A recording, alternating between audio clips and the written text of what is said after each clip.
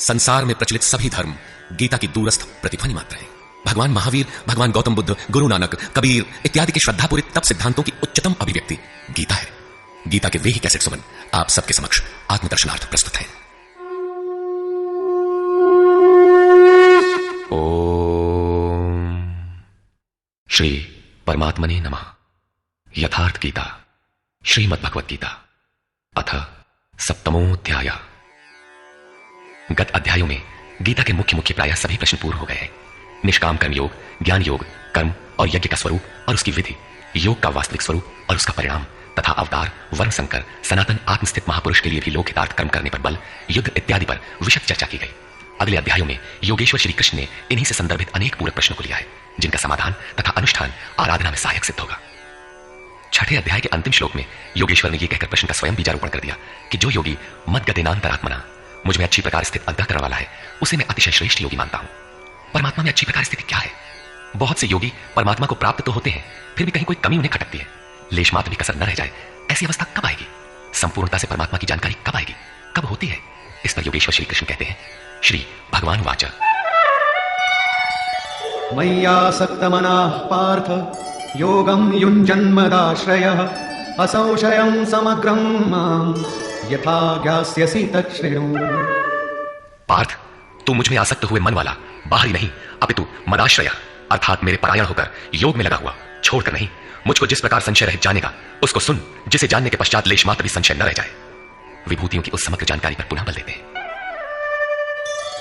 ज्ञानं तेहं सविज्ञानम् इदं वक्ष्याम्यशेषतः यज्ञात्वा देह भूयोऽन्यत् ज्ञातव्यमवशिष्यते। मैं तेरे लिए इस विज्ञान सहित ज्ञान को संपूर्णता से कहूंगा। पूर्ति काल में यज्ञ जिसकी सृष्टि करता है, उस अमृत तत्व की प्राप्ति के साथ मिलने वाली जानकारी का नाम ज्ञान है। परम तत्व परमात्मा की प्रत्यक्ष जानकारी का नाम ज्ञान है। महापुरुष को एक साथ सर्वत्र कार्य करने की जो क्षमता मिलती है वो विज्ञान है। कैसे वो प्रभु एक साथ सबके हृदय में कार्य करता है, किस प्रकार वो उठाता, बैठाता और प्रकृति के द्वंद्व से निकालकर स्वरूप तक की दूरी तय करा लेता है, उनकी इस कार्य प्रणाली का नाम विज्ञान है। इस विज्ञान सहित ज्ञान को संपूर्णता से कहूंगा, जिसे जानकर सुनकर नहीं, संसार में और कुछ भी जानने योग्य नहीं रह जाएगा। मानने वालों की संख्या बहुत कम है। मनुष्याणां सहस्रेषु कश्चिद्यतति सिद्धये यततामपि सिद्धानां कश्चिन्मां वेत्ति तत्वतः। हजारों मनुष्यों में कोई ही मनुष्य मेरी प्राप्ति के लिए यत्न करता है, और उन यत्न करने वाले योगियों में भी कोई विरला ही पुरुष मुझे तत्व अर्थात साक्षात्कार के साथ जानता है। अब समग्र तत्व है कहां? एक स्थान पर पिंड रूप में है अथवा सर्वत्र व्याप्त है? इस पर योगेश्वर श्री कृष्ण कहते हैं, भूमिरापो नलो वायुः खं मनो बुद्धिरेव च अहंकार इतीयं मे भिन्ना प्रकृतिरष्टधा। अर्जुन, भूमि, जल, अग्नि, वायु और आकाश तथा मन, बुद्धि और अहंकार, ऐसे ये 8 प्रकार के भेदों वाली मेरी प्रकृति है। ये अष्टधा मूल प्रकृति है। अपरेयमितस्त्वन्यां प्रकृतिं विद्धि मे परां जीवभूतां महाबाहो ययेदं धार्यते जगत्। इयम अर्थात ये 8 प्रकारों वाली तो मेरी अपरा प्रकृति है, अर्थात जड़ प्रकृति है। महाबाहु अर्जुन, इससे दूसरी को जीव रूप परा अर्थात चेतना प्रकृति जान, जिससे संपूर्ण जगत धारण किया हुआ है, वो है जीवात्मा। जीवात्मा भी प्रकृति के संबंध में रहने के कारण वो भी प्रकृति ही है। एतद्योनीनि भूतानि सर्वाणीत्युपधारय अहं कृत्स्नस्य जगतः प्रभवः प्रलयस्तथा। अर्जुन, ऐसा समझ के संपूर्ण भूत एतद्योनीनि, इन महाप्रकृतियों से परा और अपरा प्रकृतियों से ही उत्पन्न होने वाले हैं। यही दोनों एकमात्र योनि है। मैं संपूर्ण जगत की उत्पत्ति तथा प्रलय रूप हूं, अर्थात मूल कारण हूं। जगत की उत्पत्ति मुझसे है और प्रलय अर्थात विलय भी मुझ में है। जब तक प्रकृति विद्यमान है तब तक मैं ही उसकी उत्पत्ति हूं, और जब कोई महापुरुष प्रकृति का पार पा लेता है तब मैं ही महाप्रलय भी हूं, जो अनुभव में आता है। सृष्टि की उत्पत्ति और प्रलय के प्रश्न को मानव समाज ने कौतूहल से देखा है। विश्व के अनेक शास्त्रों में इसे किसी न किसी तरह समझने का प्रयास चला रहा है। कोई कहता है प्रलय में संसार डूब जाता है, तो किसी के अनुसार सूर्य इतना नीचे आ जाता है कि पृथ्वी जल जाती है। कोई इसी को कयामत कहता है कि इसी दिन सबका फैसला सुनाया जाता है, तो कोई नित्य प्रलय, नैमित्तिक प्रलय की गणना में व्यस्त है। किंतु योगेश्वर श्री कृष्ण के अनुसार प्रकृति अनादि है, परिवर्तन होते रहे हैं, किंतु ये नष्ट कभी नहीं हुई। भारतीय धर्म ग्रंथों के अनुसार मनु ने प्रलय देखा था। इसके साथ 11 ऋषियों ने मत्स्य की सींग में नाव बांधकर हिमालय के एक उत्तुंग शिखर की शरण ली थी। लीलाकार श्री कृष्ण के उपदेशों एवं जीवन से संबंधित उनके समकालीन शास्त्र भागवत में मृकंड मुनि के पुत्र मार्कंडेय जी द्वारा प्रलय का आंखों देखा हाल प्रस्तुत है। वे हिमालय के उत्तर में पुष्पभद्रा नदी के किनारे रहते थे। भागवत के 12 स्कंद के 8वें और 9वें अध्याय के अनुसार शौनक आदि ऋषियों ने सूत जी से पूछा कि मार्कंडेय जी ने महाप्रलय में वट के पत्ते पर भगवान बाल मुकुंद के दर्शन किए थे, किंतु वे तो हमारे ही वंश के थे और हमसे कुछ ही समय पूर्व हुए थे। उनके जन्म के बाद न तो कोई प्रलय हुआ और न ही सृष्टि ही डूबी, सब कुछ यथावत है। तब उन्होंने कैसा प्रलय देखा? सूत जी ने बताया कि मार्कंडेय जी की प्रार्थना से प्रसन्न होकर नर नारायण ने उन्हें दर्शन दिया। मार्कंडेय जी ने कहा कि मैं आपकी वो माया देखना चाहता हूं जिससे प्रेरित होकर ये आत्मा अनंत योनियों में भ्रमण करता है। भगवान ने स्वीकार किया और एक दिन जब मुनि अपने आश्रम में भगवान के चिंतन में तन्मय हो रहे थे, तब उन्हें दिखाई पड़ा कि चारों ओर से समुद्र उमड़कर उनके ऊपर आ रहा है। उसमें मगर छलांगे लगा रहे थे। उनकी चपेट में ऋषि मार्कंडेय भी आ रहे थे। वे इधर उधर बचने के लिए भाग रहे थे।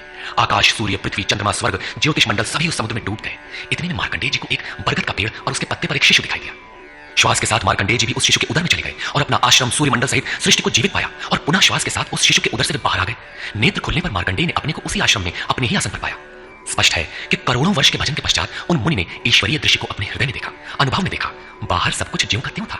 अतः प्रलय योगी के हृदय में ईश्वर से मिलने वाली अनुभूति है।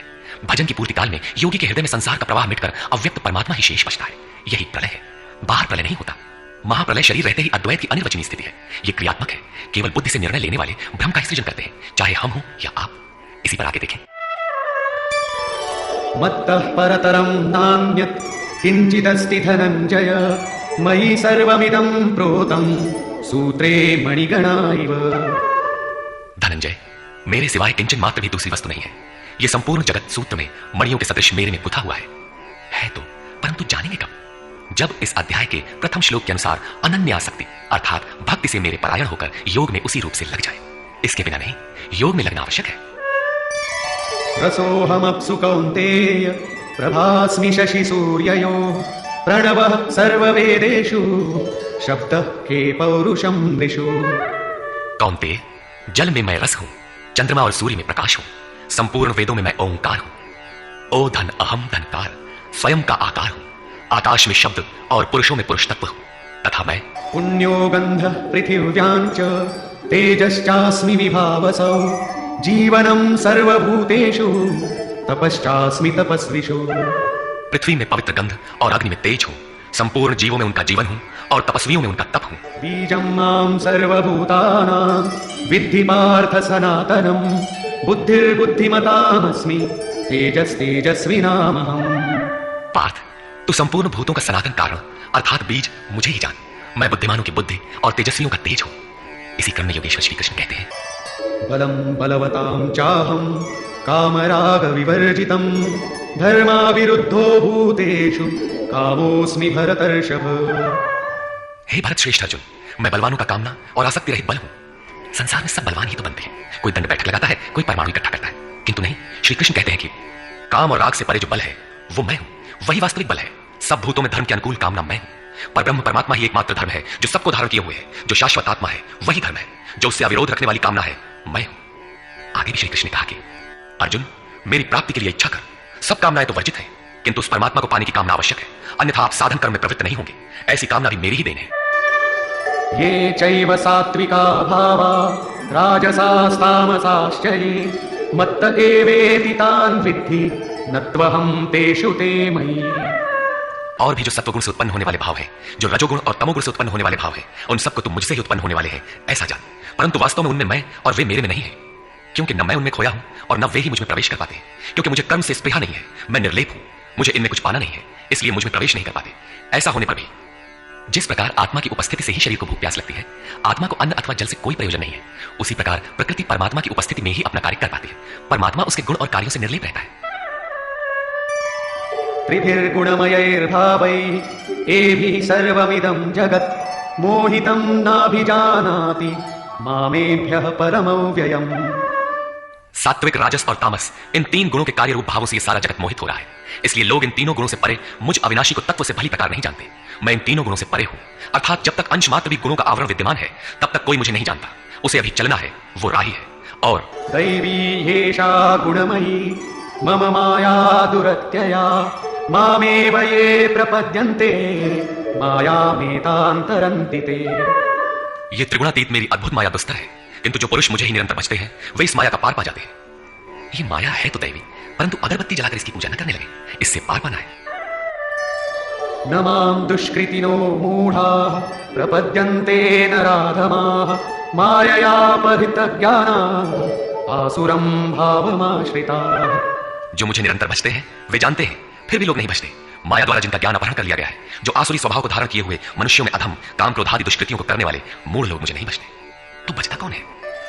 चतुर्विधा भजन्ते मां जनाः सुकृतिनोऽर्जुन आर्तो जिज्ञासुरर्थार्थी ज्ञानी च भरतर्षभ।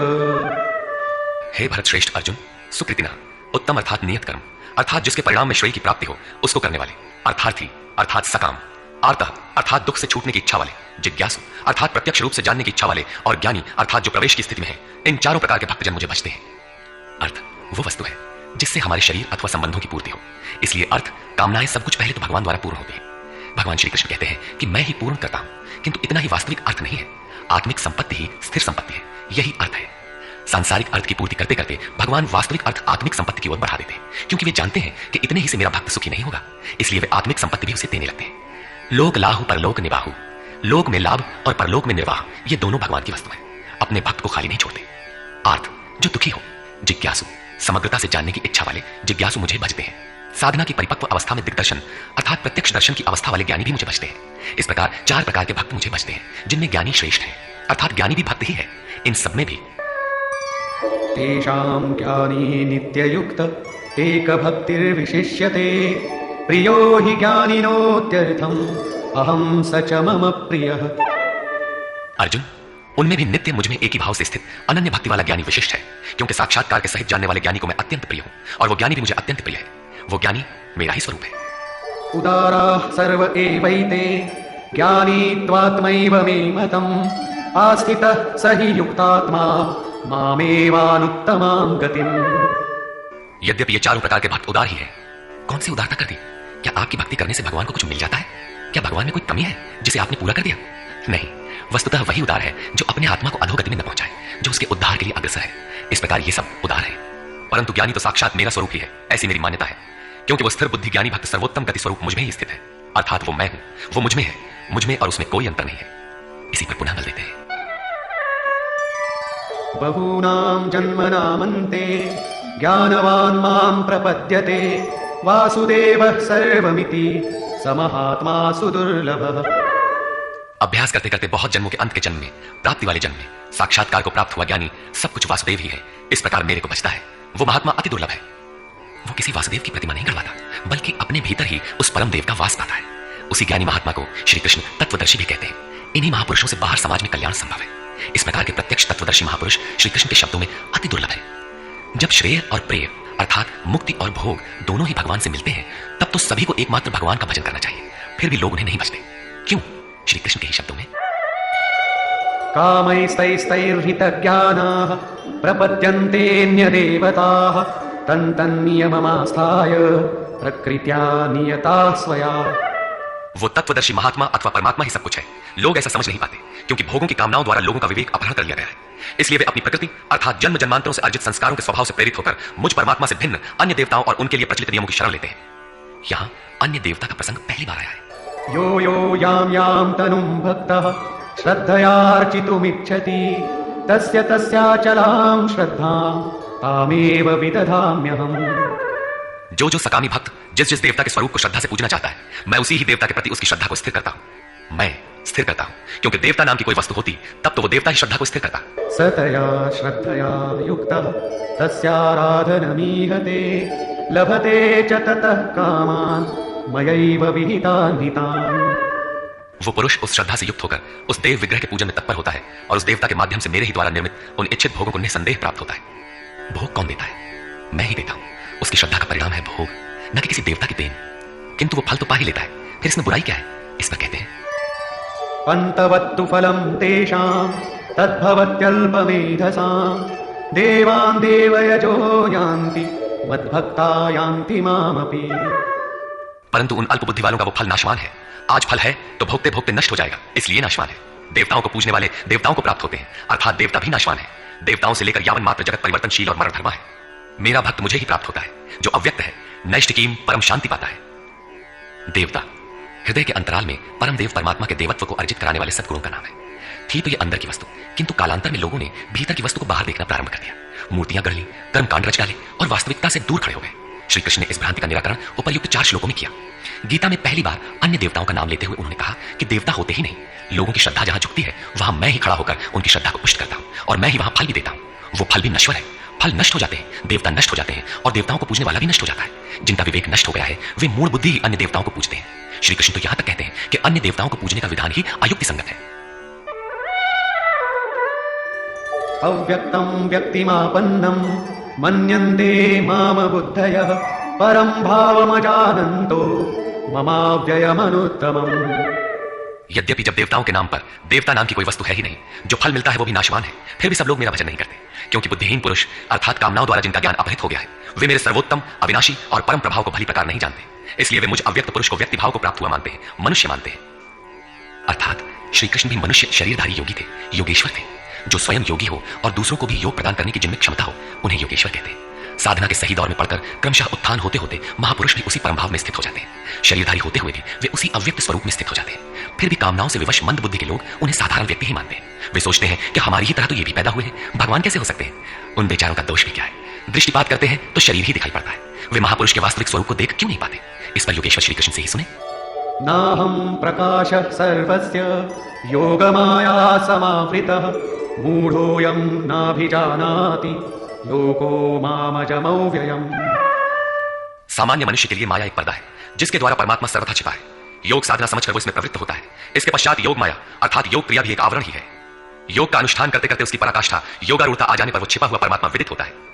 योगेश्वर कहते हैं कि मैं अपनी योग माया से ढका हुआ हूं। केवल योग की परिपक्व अवस्था वाले ही मुझे यथार्थ देख सकते हैं। मैं सबके लिए प्रत्यक्ष नहीं हूं। इसलिए ये अज्ञानी मनुष्य मुझे जन्म रहित अर्थात जिसे अब जन्म नहीं लेना है, अविनाशी अर्थात जिसका नाश नहीं होना है, अव्यक्त स्वरूप अर्थात जिसे पुनः व्यक्त नहीं होना है को नहीं जानता। अर्जुन भी श्री कृष्ण को अपनी ही तरह मनुष्य मानता था। आगे उन्होंने दृष्टि दिया तो अर्जुन गिड़गिड़ाने लगा, प्रार्थना करने लगा। वस्तुतः अव्यक्त स्थित महापुरुष को पहचानने में हम लोग प्राय अंधे ही हैं। आगे कहते हैं, वेदाहं समतीतानि वर्तमानानि चार्जुन भविष्याणि च भूतानि मां तु वेद न कश्चन। अर्जुन, मैं अतीत, वर्तमान और भविष्य में होने वाले संपूर्ण प्राणियों को जानता हूं, परंतु मुझे कोई नहीं जानता। क्यों नहीं जान पाता? इच्छा द्वेष समुत्थेन द्वंद्वमोहेन भारत सर्वभूतानि सम्मोहं सर्गे यान्ति परन्तप। भरतवंशी अर्जुन, इच्छा और द्वेष अर्थात राग द्वेषादि द्वंद्व के मोह से संसार के संपूर्ण प्राणी अत्यंत मोह को प्राप्त हो रहे हैं, इसलिए मुझे नहीं जान पाते। तो क्या कोई जानेगा ही नहीं? योगेश्वर श्री कृष्ण कहते हैं, येषां त्वन्तगतं पापं जनानां पुण्यकर्मणां ते द्वंद्वमोह निर्मुक्ता भजन्ते मां दृढव्रता। परंतु पुण्य कर्म अर्थात जो संस्कृति का अंत करने वाला है, जिसका नाम कार्यम कर्म, नियत कर्म, यज्ञ की प्रक्रिया कहकर बारंबार समझाया है, उस कर्म को करने वाले जिन भक्तों का पाप नष्ट हो गया है, वे राग द्वेषादि द्वंद्व के मोह से भली प्रकार मुक्त होकर व्रत में दृढ़ रहकर मुझे भजते हैं। किस लिए भजते हैं? जरा मरण मोक्षाय मामाश्रित्य यतन्ति ये ते ब्रह्म तद्विदु कृत्स्नम् अध्यात्मं कर्म चाखिलम्। जो मेरी शरण होकर जरा और मरण से मुक्ति पाने के लिए प्रयत्न करते हैं, वे पुरुष उस ब्रह्म को, संपूर्ण अध्यात्म को और संपूर्ण कर्म को जानते हैं। और इसी क्रम में साधिभूताधिदैवं मां साधियज्ञं च ये विदुः प्रयाणकालेऽपि च मां ते विदुर्युक्तचेतसः। जो पुरुष अधिभूत, अधिदैव तथा अधियज्ञ के सहित मुझे जानते हैं, मुझ में समाहित चित्त वाले वे पुरुष अंतकाल में भी मुझको ही जानते हैं, मुझ में ही स्थित रहते हैं और सदैव मुझे प्राप्त रहते हैं। 26वें 27वें श्लोक में उन्होंने कहा कि मुझे कोई नहीं जानता क्योंकि वे मोहग्रस्त हैं, किंतु जो उस मोह से छूटने के लिए प्रयत्नशील हैं, वे संपूर्ण ब्रह्म, संपूर्ण अध्यात्म, संपूर्ण कर्म, संपूर्ण अधिभूत, संपूर्ण अधिदैव और संपूर्ण अधियज्ञ सहित मुझको जानते हैं। अर्थात इन सब का परिणाम मैं अर्थात सदगुरु हूं, वही मुझे जानता है, ऐसा नहीं कि कोई नहीं जानता। निष्कर्ष, इस 7वें अध्याय में योगेश्वर श्री कृष्ण ने बताया कि अनन्य भाव से मुझ में समर्पित होकर, मेरे आश्रित होकर जो योग में लगता है, वह समग्र रूप से मुझे जानता है। मुझे जानने के लिए हजारों में कोई विरला ही प्रयत्न करता है, और प्रयत्न करने वालों में विरला ही कोई जानता है। वह मुझे पिंड रूप में एक देशीय नहीं वरन सर्वत्र व्याप्त दिखता है। 8 भेदों वाली मेरी जड़ प्रकृति है और इसके अंतराल में जीव रूप मेरी चेतन प्रकृति है। इन्हीं दोनों के संयोग से पूरा जगत खड़ा है। तेज और बल मेरे ही द्वारा है। राग और काम से रहित बल तथा धर्मानुकूल कामना भी मैं ही हूं। जैसा कि सब कामनाएं तो वर्जित है, लेकिन मेरी प्राप्ति के लिए कामना कर, ऐसी इच्छा का अभ्युदय होना मेरा ही प्रसाद है। केवल परमात्मा को पाने की कामना ही धर्मानुकूल कामना है। श्री कृष्ण ने बताया कि मैं तीनों गुणों से अतीत हूं, परम का स्पर्श करके परम भाव में स्थित हूं। किंतु भोगासक्त मूढ़ पुरुष सीधे मुझे न बचकर अन्य देवताओं की उपासना करते हैं, जबकि वहां देवता नाम का कोई है ही नहीं। पत्थर, पानी, पेड़, जिसको भी वे पूजना चाहते हैं, उसी में उनकी श्रद्धा को मैं ही पुष्ट करता हूं। उसकी आड़ में खड़ा होकर मैं ही फल देता हूं, क्योंकि न वहां कोई देवता है, न किसी देवता के पास कोई भोग ही है। लोग मुझे साधारण व्यक्ति समझकर नहीं बचते, क्योंकि मैं योग प्रक्रिया द्वारा ढका हुआ हूं। अनुष्ठान करते करते योग माया का आवरण पार करने वाले ही मुझ शरीरधारी को भी अव्यक्त रूप में जानते हैं, अन्य स्थितियों में नहीं। मेरे भक्त 4 प्रकार के हैं, अर्थार्थी, आर्त, जिज्ञासु और ज्ञानी।